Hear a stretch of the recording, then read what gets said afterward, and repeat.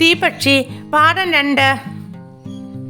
തീപ്പക്ഷിയുടെ 1-ാം പാഠം കേൾക്കാത്തവർ അതിൻ്റെ ലിങ്ക് ഇതിൻ്റെ ഡിസ്ക്രിപ്ഷൻ ബോക്സിൽ കൊടുത്തിട്ടുണ്ട്.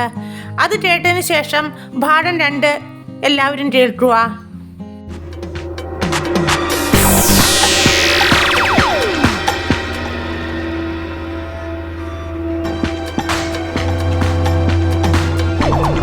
തീപ്പക്ഷി.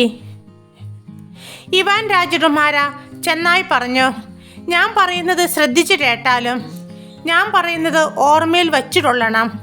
ഒന്നും ഭയപ്പെടാനില്ല. നമ്മൾ ഒരു നല്ല സമയത്താണ് വന്നത്. പാറാവുകാരെല്ലാവരും നല്ല ഉറക്കമാണ്. ഗോപുരത്തിനുള്ളിൽ ഒരു അറയുണ്ട്. ആ അറയ്ക്ക് ഒരു ജനലുണ്ട്. ആ ജനലിൽ ഒരു സ്വർണ്ണക്കൂടുണ്ട്. ആ സ്വർണ്ണക്കൂട്ടിൽ ഒരു തീപ്പക്ഷി ഇരിക്കുന്നുണ്ട്. പക്ഷിയെടുത്ത് നെഞ്ചിൽ ഒളിച്ചു വെക്കണം. പക്ഷേ ആ കൂടെടുക്കരുത്. ഇത് പ്രത്യേകം ഓർമ്മയിലിരിക്കട്ടെ. ഇവാൻ രാജകുമാരൻ മതിൽ ചാടി അടുത്തു കടന്നു. ഗോപുരത്തിൻ്റെ ജനാലയിൽ സ്വർണ്ണക്കൂടും അതിനുള്ളിൽ തീപ്പക്ഷിയും ഇരിക്കുന്നത് അവൻ കണ്ടു. അവൻ പക്ഷിയെടുത്ത് നെഞ്ചിൽ ഒളിപ്പിച്ചു വെച്ചു. എന്നാൽ അവൻ ആ കൂട്ടിൽ നിന്ന് കണ്ണെടുക്കാൻ കഴിഞ്ഞില്ല. എത്ര ഭംഗിയുള്ള സ്വർണ്ണക്കൂട്! അവൻ വിചാരിച്ചു.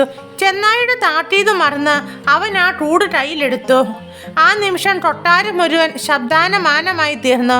കാഹളധ്വനി മുഴങ്ങി, ചെണ്ടകൾ കൊട്ടി, പാറാവുകാർ ഉണർന്നു.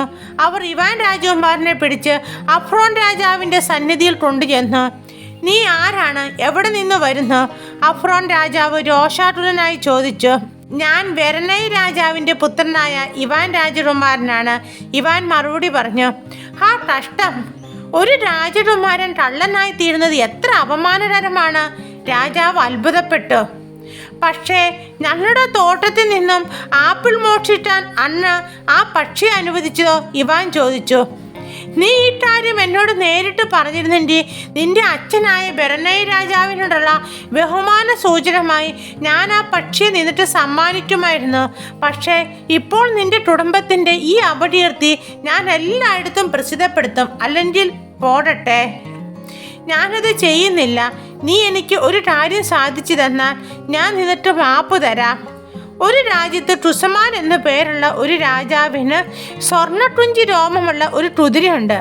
ആ കുതിരയെ നീ എനിക്ക് കൊണ്ടുതരികയാണെങ്കിൽ ഞാൻ നിന്നിട്ട് തീപ്പക്ഷിയെ മാത്രമല്ല സ്വർണ്ണക്കൂടം കൂടി തരാം, രാജാവ് പറഞ്ഞു. ഇവാൻ രാജകുമാരൻ നിരാശനായി ചെന്നായിയുടെ അടുത്തേക്ക് മടങ്ങി. കൂട് തൊട്ടു പോടരുതെന്ന് ഞാൻ അന്നോട് പ്രത്യേകം പറഞ്ഞിരുന്നു, ചെന്നായി പറഞ്ഞു. എൻ്റെ മുന്നറിയിപ്പ് വഴവെറ്റാതിരുന്നത് എന്തുകൊണ്ടാണ്? എനിക്ക് വളരെ ഖേദമുണ്ട് ചെന്നായെ, എനിക്ക് മാപ്പ് തരണം, ഇവാൻ പറഞ്ഞു. ഖേദിച്ചതുകൊണ്ട് വലിയ പ്രയോജനമൊന്നുമില്ല.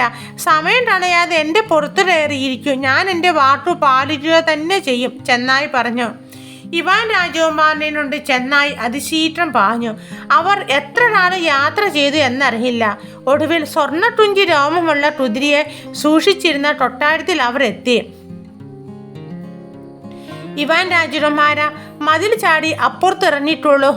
പാറാവുകാർ ഉറക്കമാണ്. ലായത്തിൽ കയറി കുതിരയെ ഇറക്കിക്കൊണ്ട് വരണം. എന്നാൽ അതിൻ്റെ കടിഞ്ഞാനിൽ തൊട്ടു പോടരുത്. ഇവാൻ രാജകുമാരൻ കൊട്ടാരത്തിൽ കയറി. പാറാവുകാർ എല്ലാവരും ഉറക്കമായിരുന്നു. അവൻ ലയത്തിൽ കയറി കുതിരയെ പിടിച്ചു. എന്നാൽ സ്വർണം കൊണ്ടുണ്ടാക്കി കല്ലുകൾ പതിഞ്ഞ കടിഞ്ഞാൻ കണ്ടപ്പോൾ അത് എടുക്കാതിരിക്കാൻ അവന് കഴിഞ്ഞില്ല. ആ കടിഞ്ഞാൻ സ്വർണ്ണക്കുഞ്ചി രോമമുള്ള ആ കുതിരയ്ക്ക് ചേർന്നതായിരുന്നു. ഇവാൻ അത് തൊട്ടയുടനെ കൊട്ടാരത്തിൽ ആരുടെ ബഹളമായി. കാഹളധ്വനി മുഴങ്ങി, ചെണ്ടകരം കൊട്ടി പാറാവുകാർ ഉണർന്നു. അവർ ഇവാൻ രാജകുമാരനെ പിടിച്ച് ടുസ്മാൻ രാജാവിൻ്റെ സന്നിധിയിൽ കൊണ്ടുചെന്നു.